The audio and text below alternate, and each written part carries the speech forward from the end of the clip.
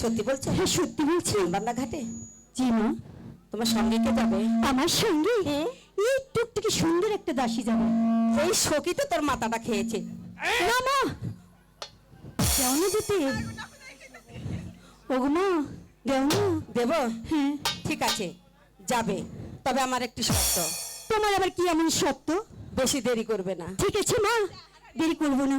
জলদি করে ফিরে আসবে। ঠিক আছে। নাহলে আমি অনেক রাগ করবো। আচ্ছা ঠিক আছে বাবা, ফিরে আসি, আমি পেশা দিই, ফিরে আসবো মা। ঠিক আছে, আসবে তো? হ্যাঁ আসবো। ঠিক আছে, যাও।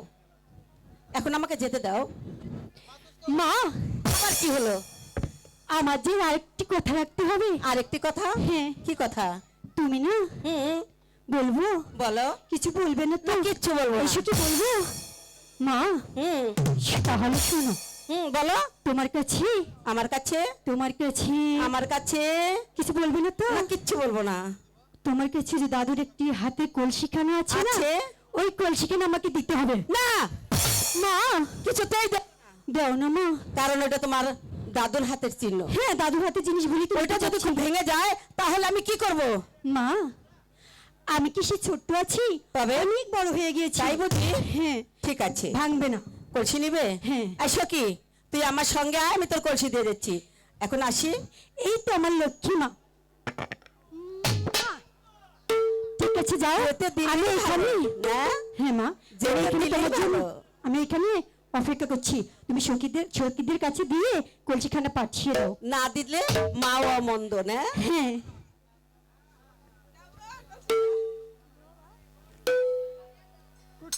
এই তো আমার মাটা অনেক ভালো না সখী?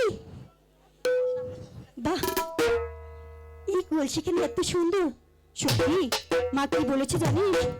এই কলসিখানা খুব সাবধানে রাখতে হবে, ভাঙলে যে আমার অনেক বকাবকি দেবে। চলো খুব সাবধানে। সখী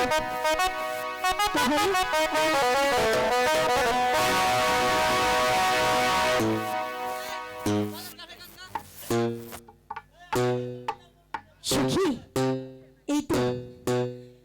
আচ্ছা সখী, তোদের সাথে তো অনেক দিন ধরে বেড়াচ্ছি, কিন্তু আজ পর্যন্ত তোর নামটাই জানা হলো না। তোর নামটা কি? এই সখী। সখী, বলো। নাম না হয় নাই জান, বক্সের চলো কাছ না। থেকে লোক সব সরে দাঁড়ান। এই সখী, তোমার নাম যদি না বলো, আমি যে তোমার সঙ্গে করে আমি নিয়ে যাব না। নাম জানতেই হবে সখী। হ্যাঁ জানতেই হবে। না জানলে চলে না। না। ইস,